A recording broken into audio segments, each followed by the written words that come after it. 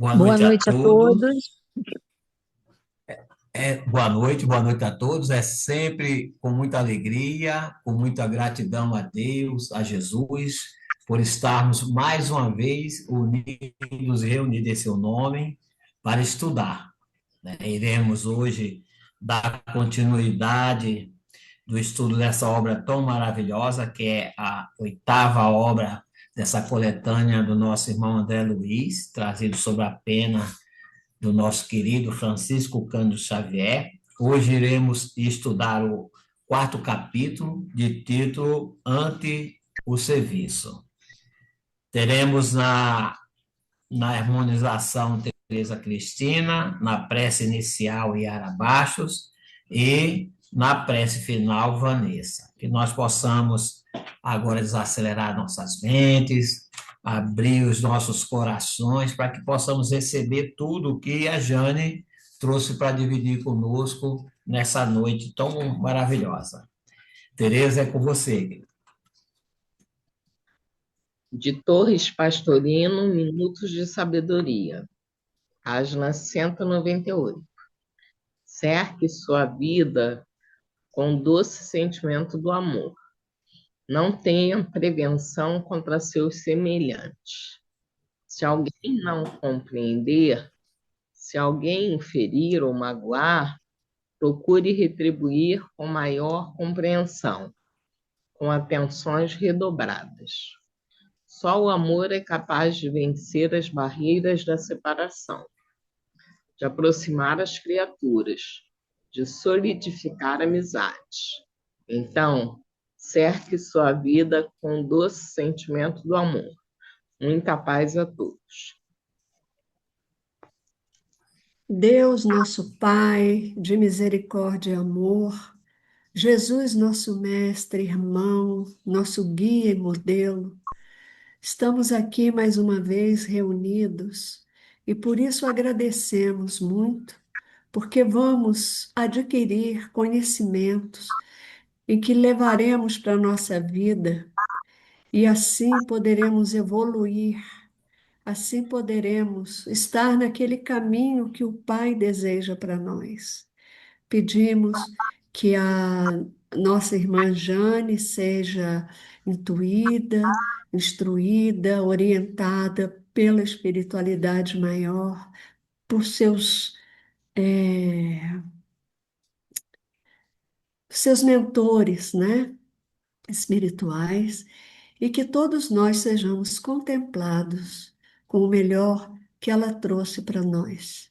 E por isso agradecemos, Senhor, dizendo que assim seja, graças a Deus. Boa noite, obrigado, Yara, obrigado, Tereza. Mais uma vez reiterar nossa boa noite a Jane, nossa gratidão a ela por dividir essa hora conosco e trazer os frutos dos seus estudos. Jane, a palavra é com você, minha irmã. Bom, é, boa noite a todos. Desculpem um pouco esse tom de voz assim, mas uma faringite está me deixando um pouco rouca, um pouco diferente do que vocês estão acostumados. Mas vamos lá.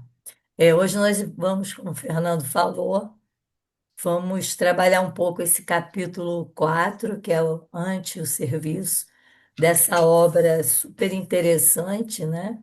Onde nós temos, como já estamos vendo há algumas semanas, o grupo de André Luiz e Hilário com o mentor Aulos, sendo, fazendo um trabalho dentro da casa espírita, próximo, dentro da nossa crosta terrestre, onde eles colocam, eles enfocam nesse nosso livro, justamente a dinâmica, tudo que envolve uma reunião mediúnica, o que se passa, não apenas com aqueles que estão encarnados, mas também com os que estão desencarnados.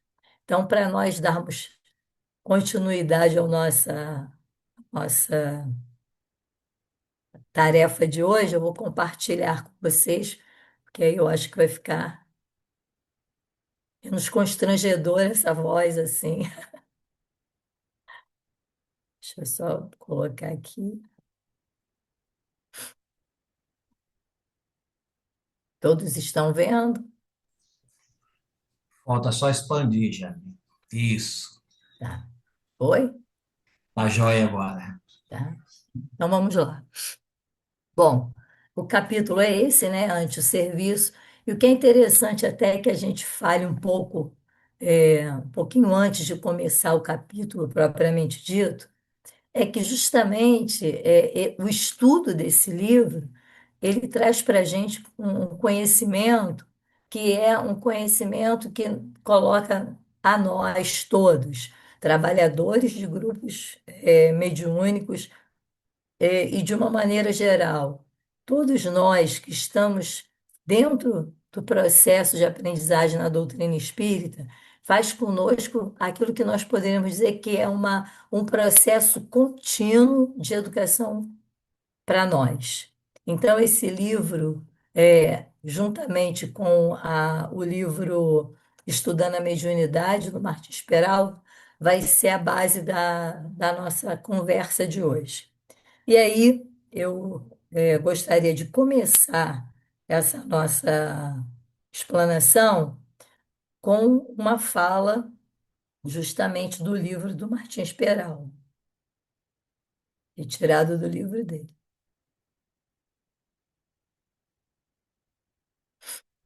Quando ele diz assim para a gente, ó, o médium, por excelente que seja a sua assistência espiritual, não deve descurar-se da própria vigilância, lembrando sempre de que é uma criatura humana, sujeita, por isso, a oscilações vibratórias, a pensamentos e desejos.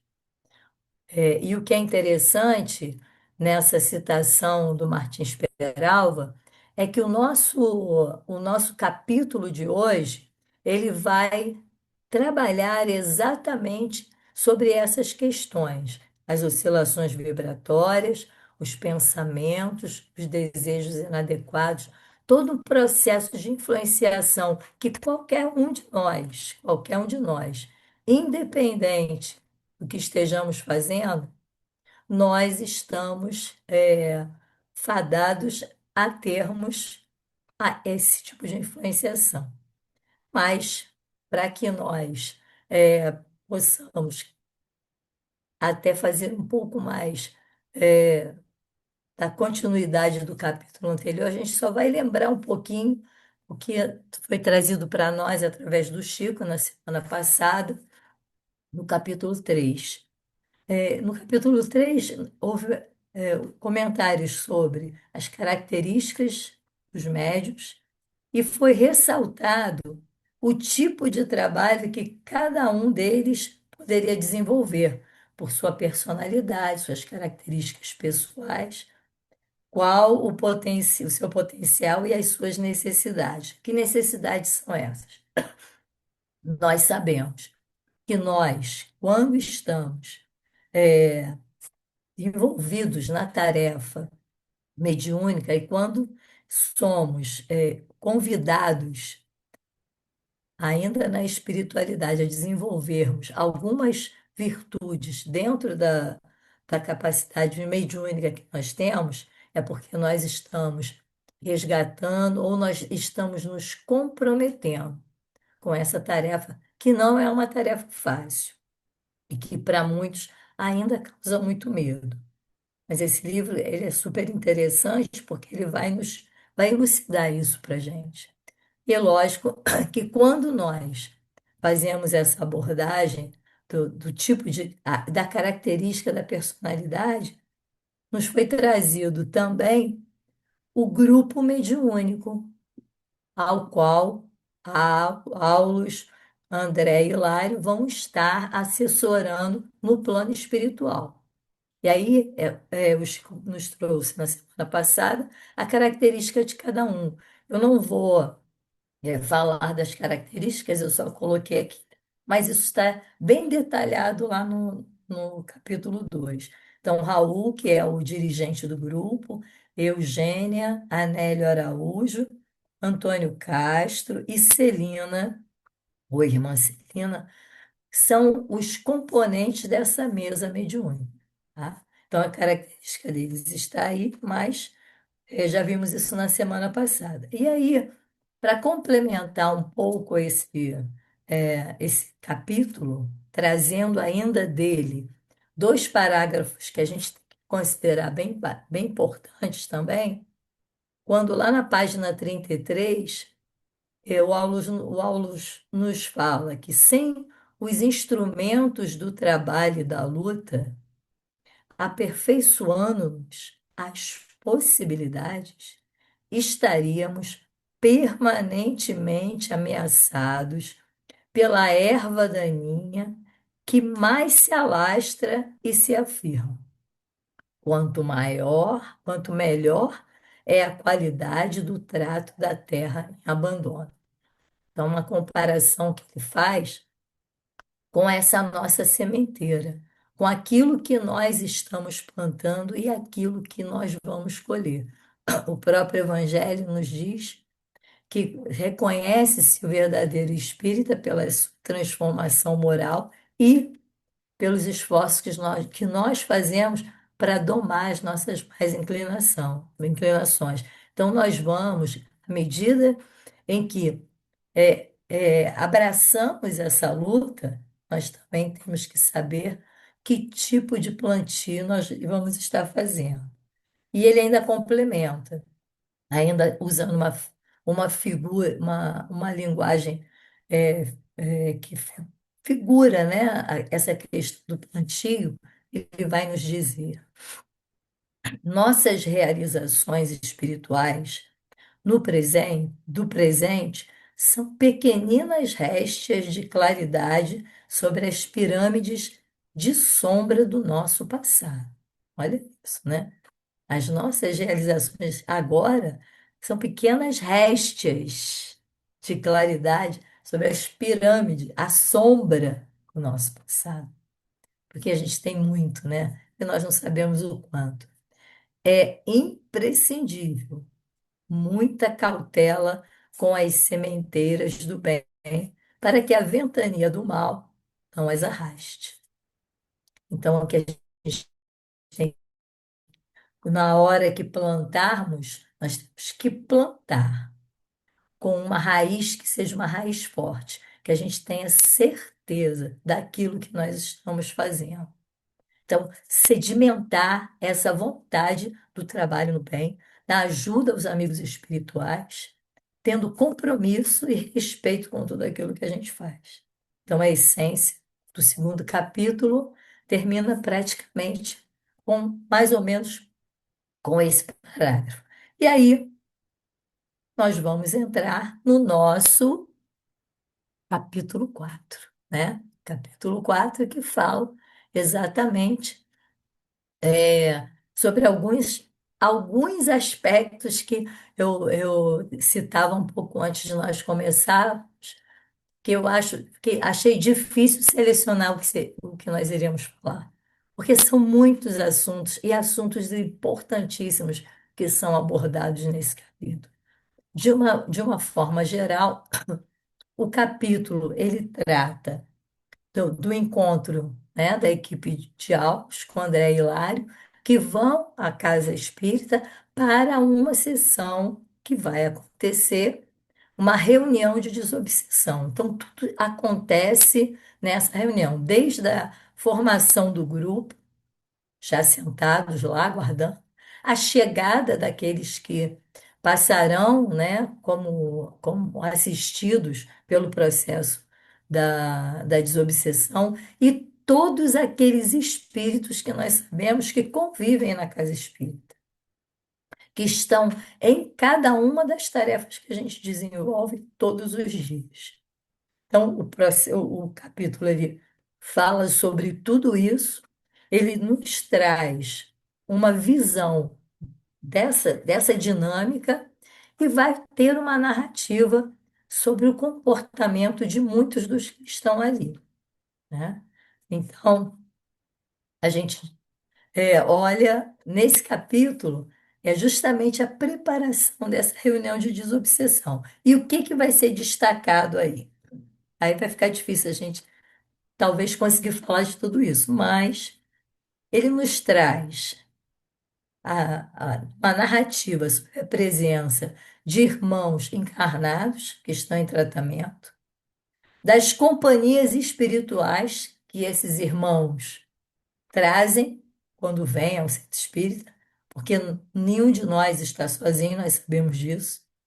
E quando nós estamos em qualquer uma das tarefas na casa espírita, nós nos colocamos à disposição, e costumamos dizer bom dia, boa tarde, boa noite para todos os nossos irmãos dos dois lados da vida.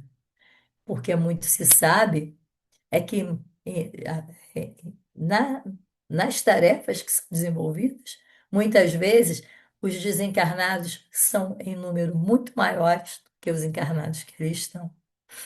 Vai falar também um pouco sobre uma turvação mental, vai abordar a obsessão e a vampirização, nos traz também um alerta sobre a sintonia, né, sobre os nossos pensamentos e as nossas ações, para que nós possamos trazer para perto que tipo, né, de irmãos que estão desencarnados e que gostam de estar perto de nós, de acordo com essa sintonia.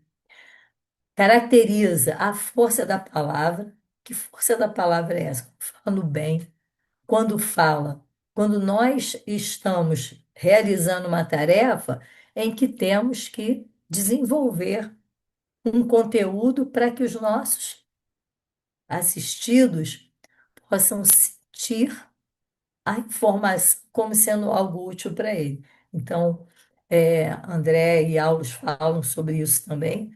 E, já chegando quase no final do capítulo, eles nos trazem também as doenças espirituais, principalmente aquelas que deixam marca no nosso perispírito. E ainda falando, fazendo apenas uma introdução do capítulo, nós podemos dizer que nos são apresentados também problemas de suma importância para todos que nos achamos empenhados no esforço da autorrenovação com o Mestre.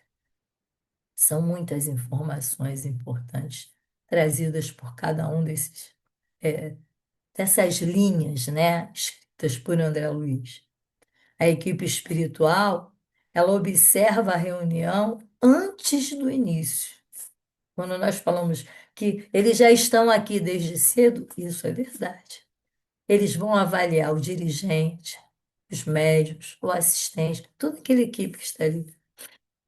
O resultado desse trabalho todo vai depender muito menos da faculdade mediúnica, mas principalmente, muito mais, da fé de quem está sendo assistido, da fé de quem está realizando o trabalho, da disciplina de ambos e da conduta moral, porque também todo o trabalho que é realizado depende também da nossa reforma íntima, de como nós, fora da casa espírita, também vamos nos portar.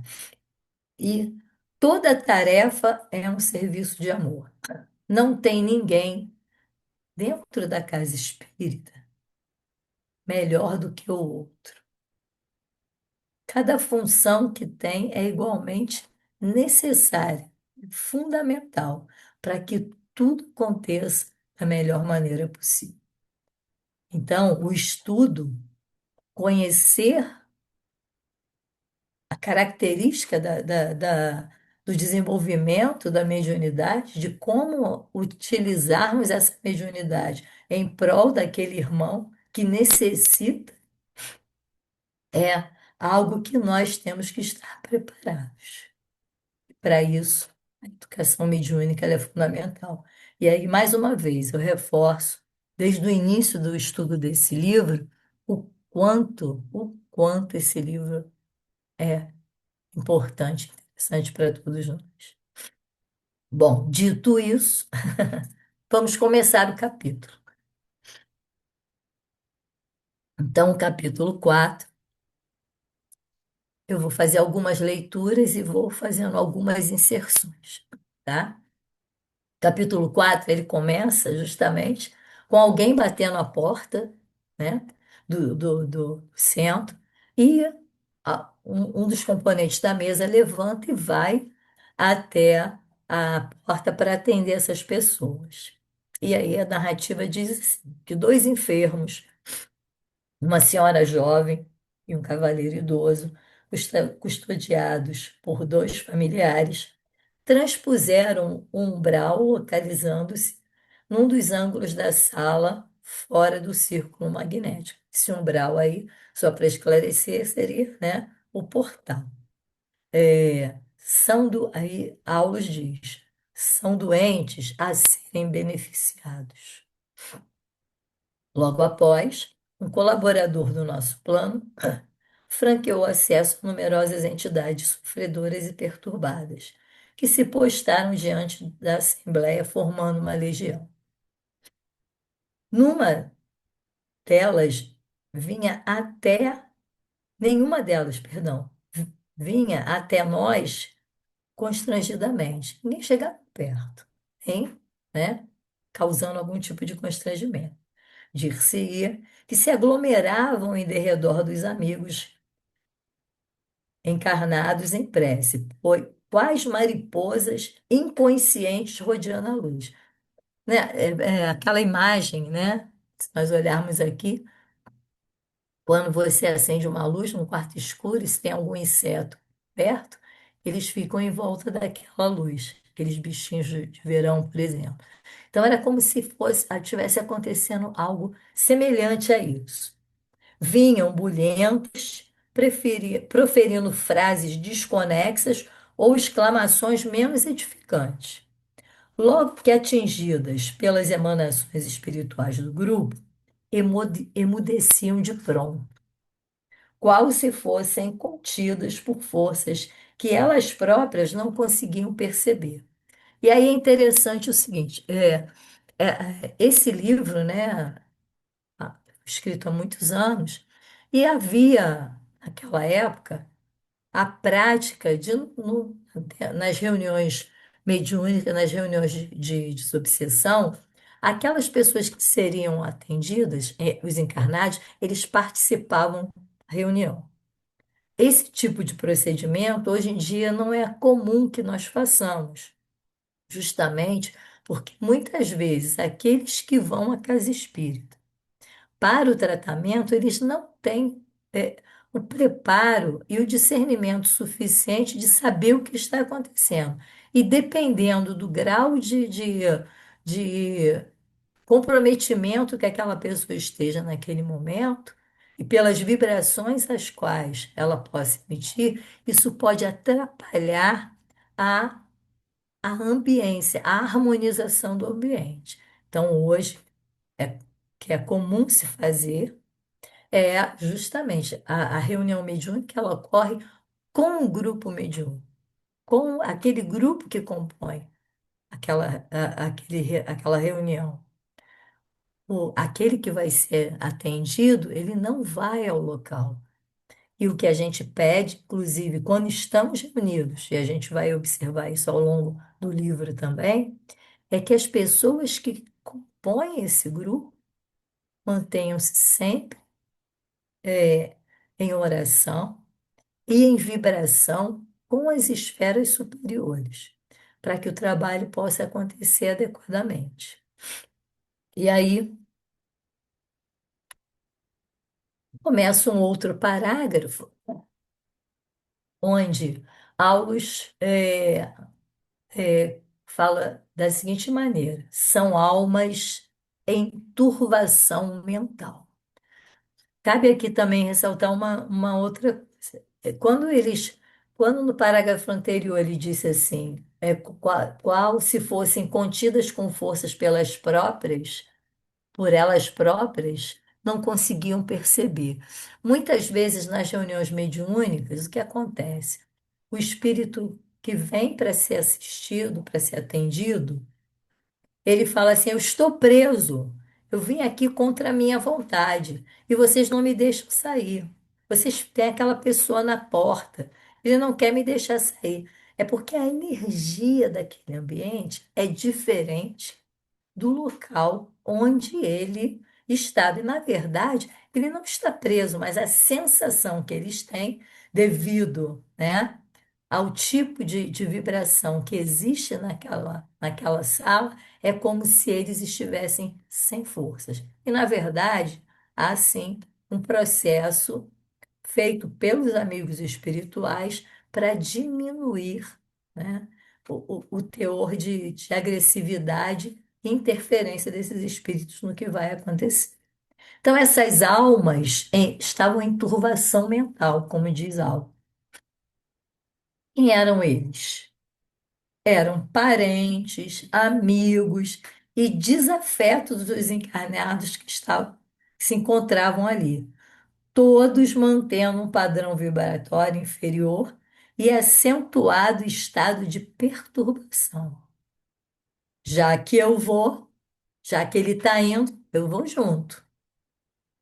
E muitas vezes são os desafetos de muitas e muitas encarnações.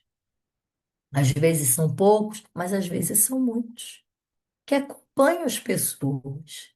E aí ele continua, mas que se desligam quando os encarnados se deixam renovar pelas ideias salvadoras, expressas nas palavras dos que veiculam o ensinamento doutrinário. Olha aí, atenção para os orientadores, os facilitadores de estudo e os oradores nos estudos, né? Nas reuniões públicas. Eles se desligam quando os encarnados se deixam renovar pelas ideias salvadoras. Quando nós nos reformamos intimamente, esses espíritos não conseguem se manter do nosso lado. É justamente através das palavras, daquilo que eles escutam, é que eles vão modificar. É interessante que eu lembro de um local que eu frequentava, que eles diziam sempre para a gente: a palestra pública é o principal tratamento que vocês estão fazendo. E é isso exatamente que eles colocam para nós nesse capítulo.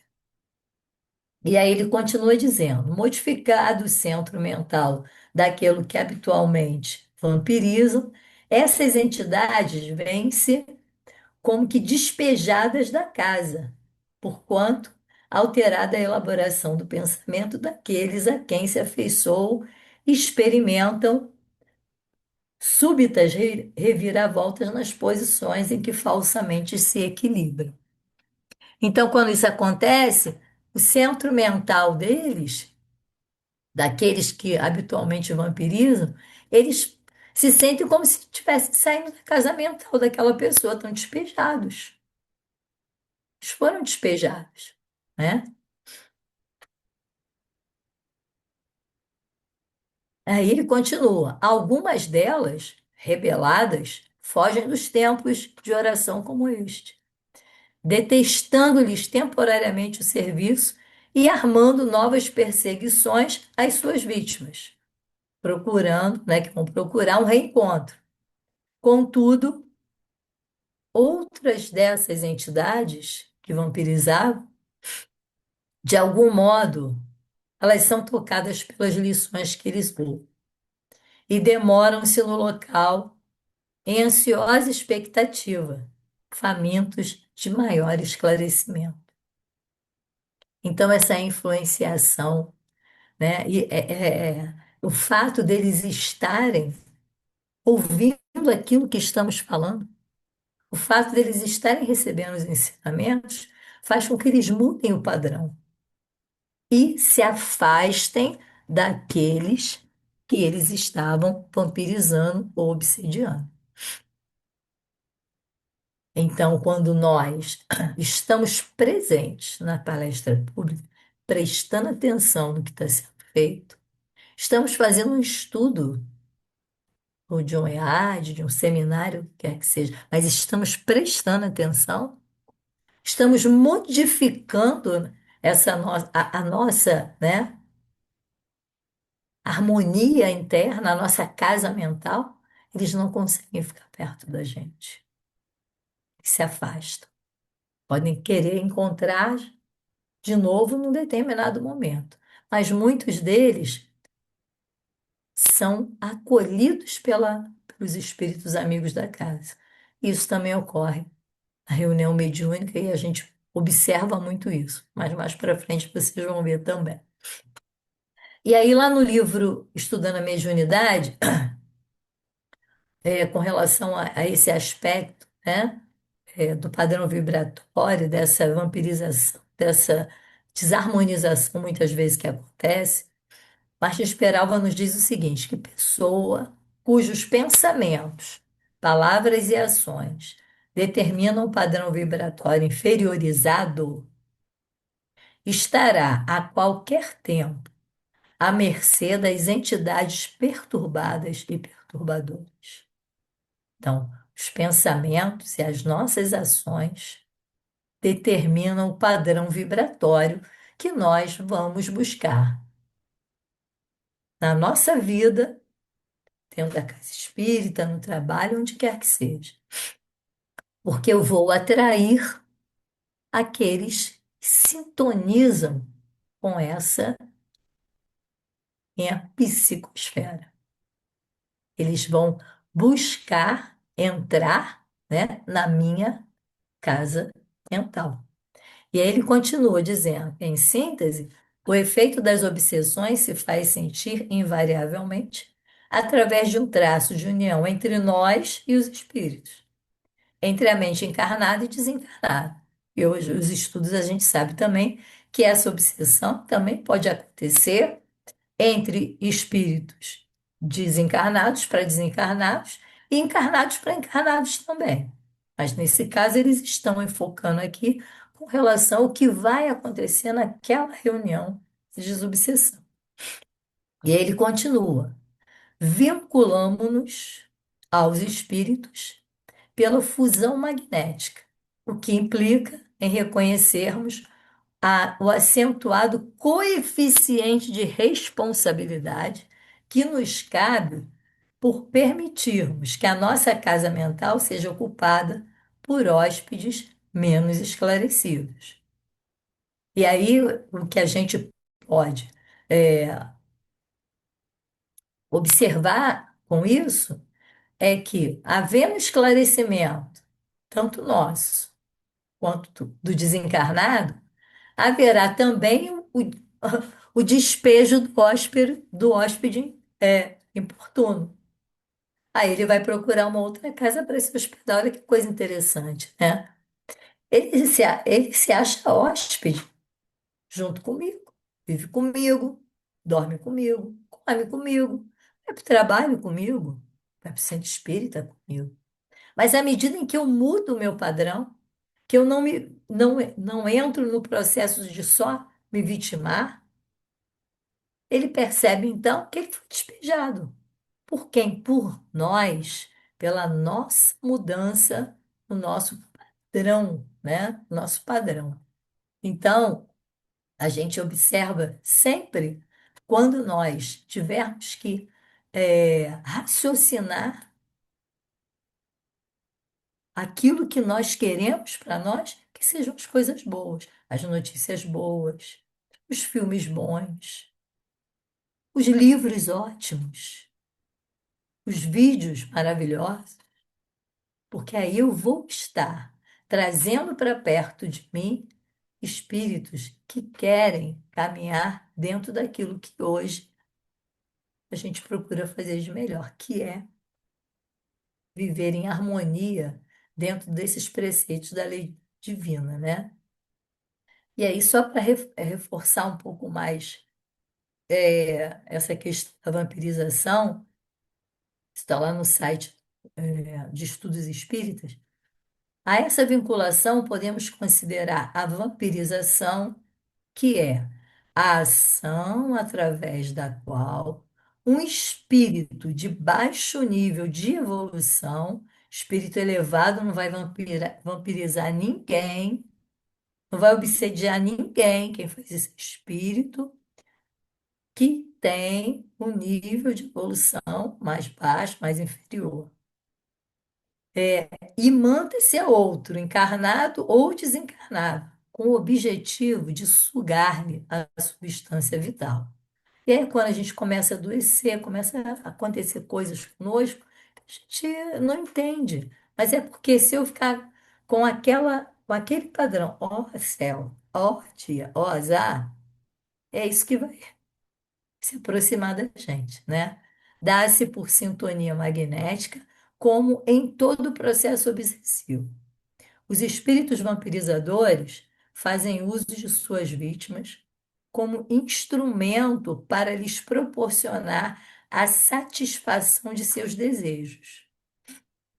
Desejos muitas vezes de coisas que ele era apegado na terra, enquanto encarnados, e que no mundo espiritual ele precisa da gente, como os vícios.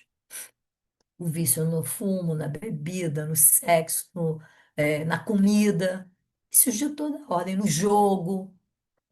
Então, se ele gosta disso, ele vai ficar perto de mim. Se eu não faço, ele se afasta. E é justamente aspirando as emanações fluídicas. Agora, é só para uma informação, esse termo, vampirização, vampirismo, ele, nós não encontramos essa nomenclatura no Pentateuco Espírita, porque Kardec, na verdade, ele usou muito mais a a obsessão. Esse termo vampirismo, ele vem fazer parte dos estudos doutrinários através dessa coleção de André Luiz, psicografado por Chico Xavier, na obra Missionários da Luz, lá de 1945, que aí ele começa a explicar para a gente o que é essa vampirização. Tem lá o capítulo 4 falando unicamente sobre a vampirização. É quando o Alexandre, que é o mentor, né, do grupo naquela época, explica para André Luiz a dinâmica desse parasitismo psíquico e a troca de fluidos entre os encarnados e desencarnados. Aí ele define que o vampiro, que é toda aquela entidade que está ociosa e que se aproveita indevidamente das energias alheias. Então, esse termo, tá, começa a ser utilizado através da obra de André Luiz. Então, vamos continuar.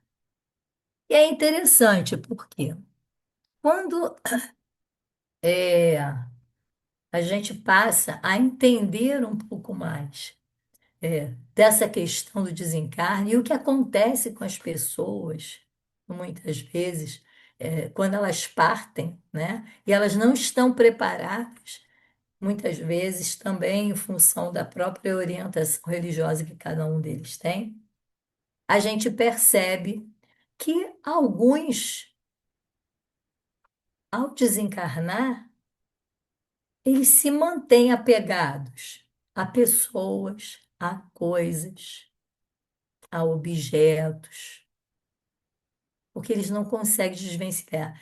Eu coloquei essa figura da senhora aí na cadeirinha de balanço, porque no livro do o Estudando a Mediunidade, eles falam, eles dão um exemplo de de uma senhorinha que havia desencarnado já há algum tempo, e um amigo passava sempre na frente da casa, e essa pessoa era um médium vidente, e via sempre essa senhorinha na cadeira de balanço. E ela, durante muito tempo, ficava ali.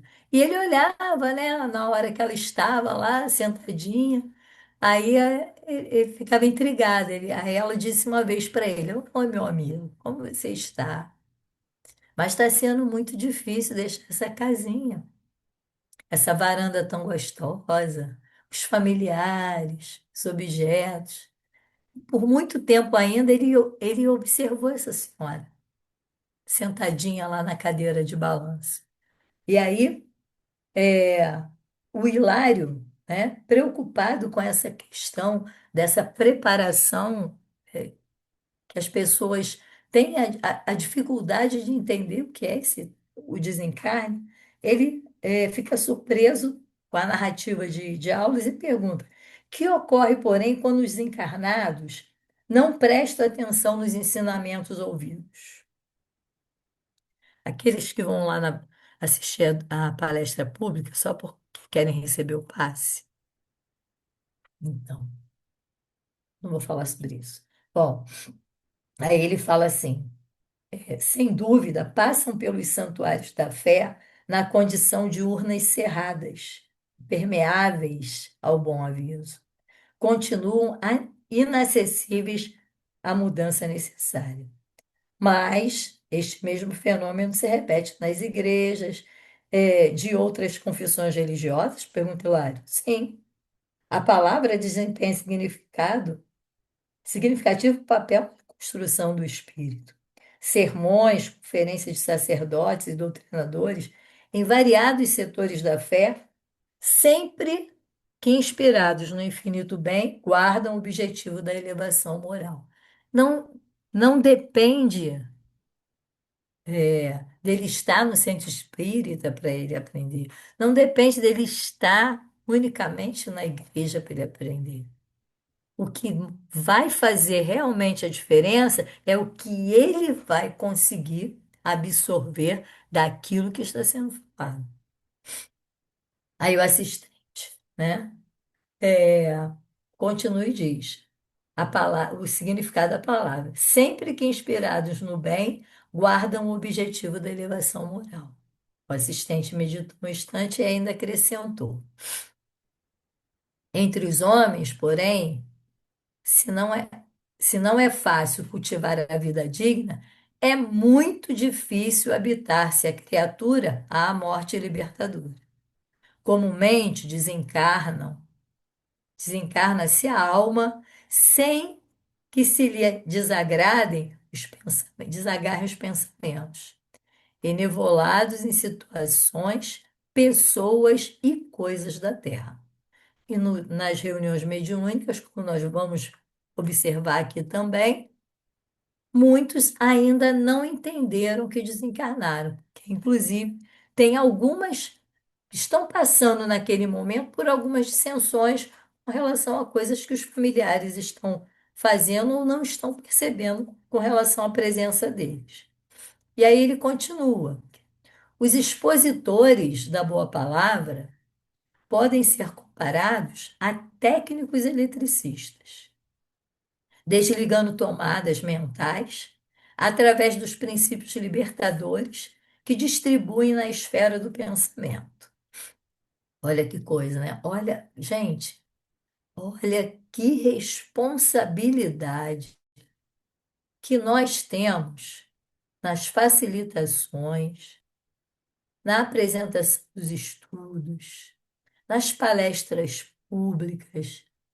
O tema e o que eu vou abordar, da maneira como eu vou abordar, para fazer com que nós possamos funcionar como tomadas elétricas, desligando as preocupações da cabeça daquelas pessoas, desligando o ódio, desligando o ciúme, desligando os apegos que eles têm e fazendo com que isso tire de perto deles também, termine o processo da sintonia entre aqueles espíritos que querem vampirizá-los, que querem obsediá-los.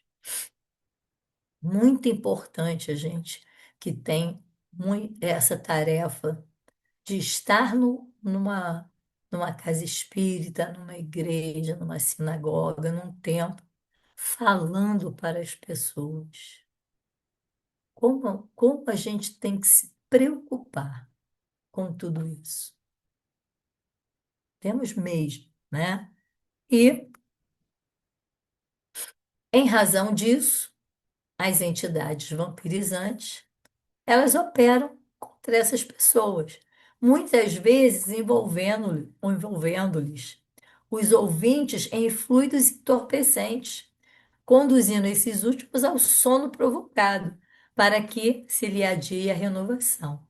Então, se nós não vigiarmos a nossa presença nesse horário, naquele momento do estudo, pode acontecer desse nosso irmão sofrer a influenciação e apagar. Mas por que ele apaga? Olha o que ele diz aqui. Conduzindo esses últimos ao sono provocado, para que se lhe adie a renovação. Ele entorpece você, você não ouve o que tem que ouvir, e o que acontece depois? Aquilo que poderia me ajudar a sair de uma situação que está me prejudicando, que não está me fazendo bem, vai ser adiada. Eu lembro uma vez eu estava numa palestra pública, num outro centro espírita, e uma pessoa estava sentada próximo, e essa pessoa roncava na hora da palestra. Alguém teve que vir conversar com essa pessoa, pedir que ele acordasse. Gostaria de beber uma água, porque, de uma certa maneira, estava atrapalhando aqueles que queriam prestar atenção. Então, aquela influenciação ali era forte, porque estava atrapalhando a ele, porque dormiu profundamente. Já está cansado, sim, dia sim, acontece. Mas também estava atrapalhando os outros que gostariam de estar ali assistindo com mais atenção àquilo que estava sendo falado. Então, vamos ficar atentos. Como as obsessões podem cessar? Pelo esclarecimento do encarnado, que despejará da sua casa mental o hóspede invisível, né? O hóspede inoportuno. Pelo esclarecimento do desencarnado, que vai se libertar da prisão mental que o encarnado vinha pondo, e pela melhoria de ambos, né? Então, quando o desencarnado começa a fazer o processo também de reeducação daquilo que ele havia aprendido, também se melhora. E aí lá Martins Peralva diz que inúmeras curas de desobsessões têm se verificado com o simples comparecimento dos interessados a reuniões de estudo. Nelas, não somente se beneficiam os encarnados, seus acompanhantes compartilham também do abençoado ensejo de reeducação. E aí vem uma outra observação aqui, que eu considero importante. Que nós nos preocupemos, no momento em que estamos na palestra pública, de realmente estarmos ligados naquilo que está sendo falado, prestando atenção no que está sendo colocado para nós. Porque quando nós nos desligamos daquilo e começamos a pensar nos problemas do cotidiano, a influenciação daqueles que não querem nos ver evoluir se torna forte. Então depende de quem? Depende de nós. E aqui eu coloquei para vocês é, 3 livros que eu pesquisei também, que foi o Livro dos Espíritos, nas questões 474, 475 e 972, o capítulo 23 do Livro dos Médiuns, que fala das obsessões, é um capítulo bem interessante. Aí eu coloquei alguns dos itens, né, que tinham uma relação direta com o que nós já havíamos falado. E o livro Estudando o Livro dos Médiuns, que é do projeto Manuel Filomeno de Miranda, no capítulo 13, lá nas páginas 154 e 155, que fala sobre as ações libertadoras. E a gente segue. Bom, aí o capítulo, essas observações dos vampirizadores, da sintonia, se tornam menores, porque Aulus também tem que se preocupar com outras coisas, e Hilário e André Luiz aproveitam ali para fazer outras observações, junto a um grupo de pessoas que eles juntam a companheiros menos felizes que se uniam estreitamente uns aos outros entre angústia e expectação. Porque os desencarnados também se juntam com os afins, aqueles onde eles encontram afinidade no que estão sentindo, assim como nós e eles, assim como eles e nós, né? Aí ele continua: pareciam envolvidos em grande nuvem ovalada, qual nevoeiro cinza escuro, espesso, imóvel, agitado por estranhas formações. Imagina, né? Aquela névoa cinza escura rodeando aquele grupo. Reparei o conjunto, notando que alguns deles se mostravam enfermos, como se estivessem ainda na carne. Membros lesados, mutilações, paralisias e ulcerações diversas eram perceptíveis ao olhar. E aí o Paulus dá uma explicação para eles quando percebe, né? Porque Paulus nem perguntou, mas viu o que estava rodando a cabeça dos dois. Aí ele fala: nossos irmãos sofredores trazem consigo individualmente o estigma dos erros deliberados a que se entregaram, das mais diversas ordens, no crime, no vício, etc.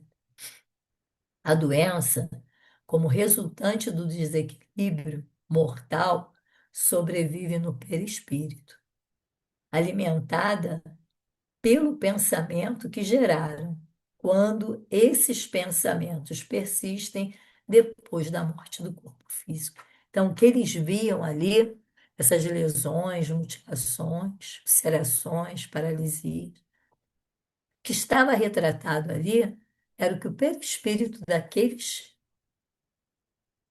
desencarnados trouxeram após a morte física por tudo que eles cometeram. E é o que acontece. Porque quando desencarnamos e retornamos ao mundo espiritual, o corpo físico fica.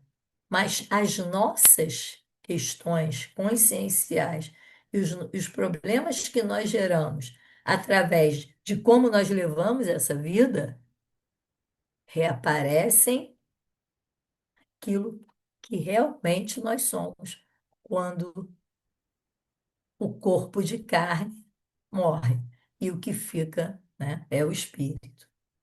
E aí ele diz ainda assim: quão raros na Terra se capacitam de trazermos conosco os sinais de nossos pensamentos, de nossas atividades, das nossas obras.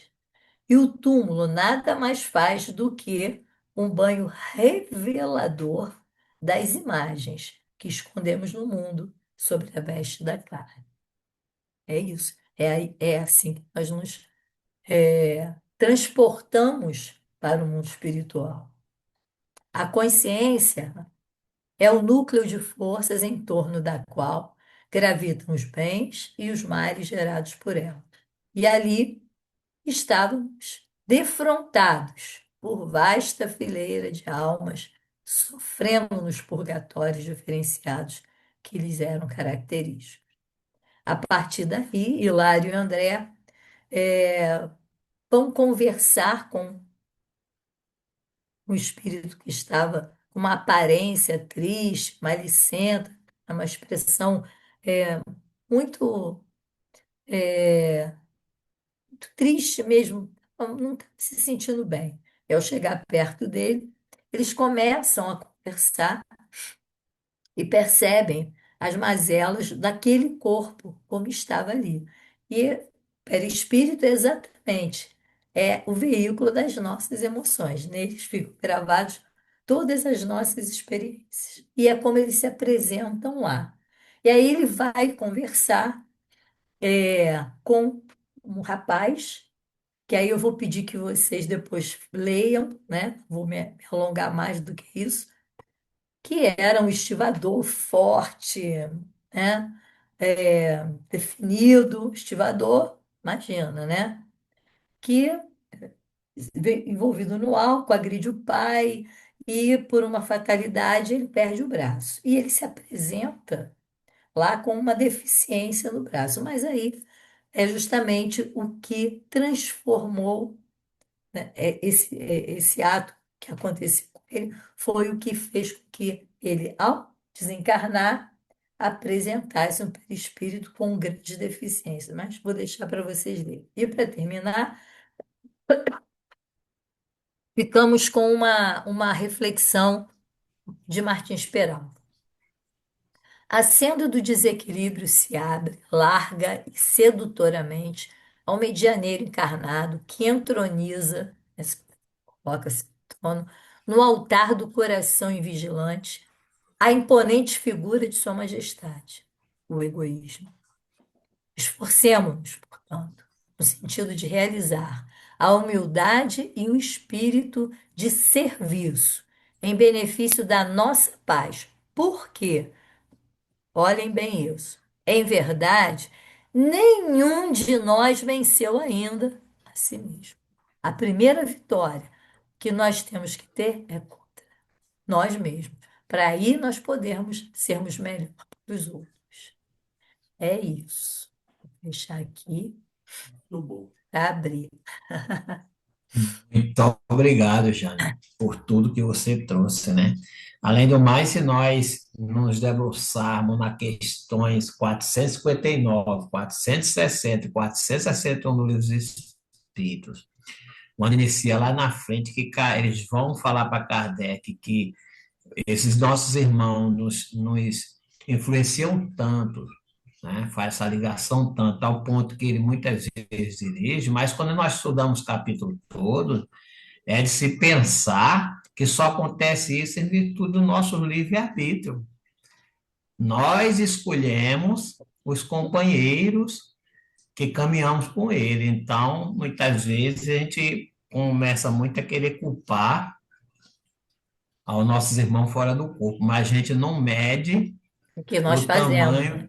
da liberdade que nós damos, não é isso? É. Obrigado, Jane, por tudo que você trouxe. E os pontos que você falou foi o que eu realmente estava falando com você fora. Eu Eu marquei aqui tentei, também. tentei buscar todos eles, mas muitas Pris- coisas nós já estudamos, né? Então, Principalmente aqueles que vão à reunião pública e que muitas vezes ficam ali dispersos por telefone, por conversa, é, muitas vezes naquele burburinho antes da reunião e se não se conecta com o objetivo prático do tratamento, que começa quando você falou, começa lá na recepção, como disse o Ericílio, né? Quando a gente dá o bom dia, boa noite ou boa tarde, o tratamento iniciou ali. E nós desperdiçamos a oportunidade do tratamento, né? Mas a cada um segundo a sua obra suas de obras. Jesus. Obrigado, minha amiga. Oh, todas. É uma coisa que me chamou a atenção de tudo que a Jane falou assim, na leitura, né? Me esclareceu muita coisa mesmo. Mas aqui esse final, quando a questão do pai que amaldiçoou o filho, porque o filho bateu no pai, né? O cuidado que nós devemos ter quando lançamos uma palavra, porque essa palavra pode trazer danos assim irreversíveis. No caso dele, a mente dele admitiu essa maldição que o pai lançou, e isso se fixou no perispírito dele, e Congelou nele ali, né? ele ficou com o braço seco, né? Que é o que É. fala aqui. Então, o cuidado que a gente tem que ter com o que fala com as pessoas, né? Muito importante São isso. os mandatos que a gente faz, né? Ah, Quando você só faz tudo errado. Nossa, toda vez que você pega alguma coisa lá, já quebrou. Aí, no final de tudo, né? Quando faz terapia, a mãe é culpada de tudo, né? Teu é, problema reside na mãe, porque a mãe é que tem, na maioria das vezes, não são só as mães, né? Mas nós pais que ao educarmos, colocamos algumas coisas e que a gente realmente tem que pensar da forma como fala. Não é não dizer, né? Mas é saber saber e como. não repetir e não ser assim tão cruel na fala a ponto de criar uma situação de completo terror na vida daquela pessoa. A gente não sabe, É, né? É isso mesmo. isso aí. Aqui de trás. Pode vir aqui. Peraí que Não, eu já. você não ouvido? Não, gente, não, você fica manchado. Não, essa Senta questão, aqui. tantas modificações de Aí, posição. Não, eu queria pegar muito o gancho do que a Jane acabou de abordar, a partir do que a Yara colocou. Ela falou em mandatos, que é o nome utilizado em análise transacional, que são aquelas adjetivações, né? Aqueles conceitos que são jogados sobre nós pelas figuras parentais, não obrigatoriamente só pelos pais, mas por todos aqueles que têm, de alguma maneira, uma, vamos dizer assim, uma certa força do nosso processo educacional, né? Vale para aqueles que estão pessoas que estão em sala de aula, em outros espaços. A importância de, às vezes, você fazer uma crítica com boa linguagem, né? Ao ato, ao procedimento e não projetar aquilo sobre aquele ato como se generalizasse uma atitude, um comportamento constante na pessoa, né? Uma coisa é dizer, olha, esse procedimento que você fez não é de uma pessoa educada, eu acredito que você possa fazer de uma outra maneira. Outra coisa é dizer, esse procedimento é de uma pessoa mal educada, que a pessoa já introjeta, muitas vezes, dependendo de cada um, o ato. Então, esses cuidados da nossa linguagem, né?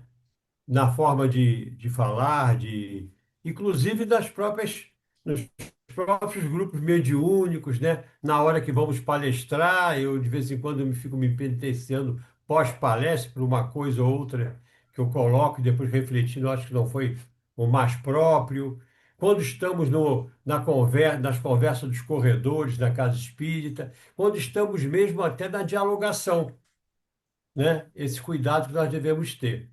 Bom, eu vou me retirar de novo da cadeira para que ela possa sentar e volto lá para a minha cadeira de balanço.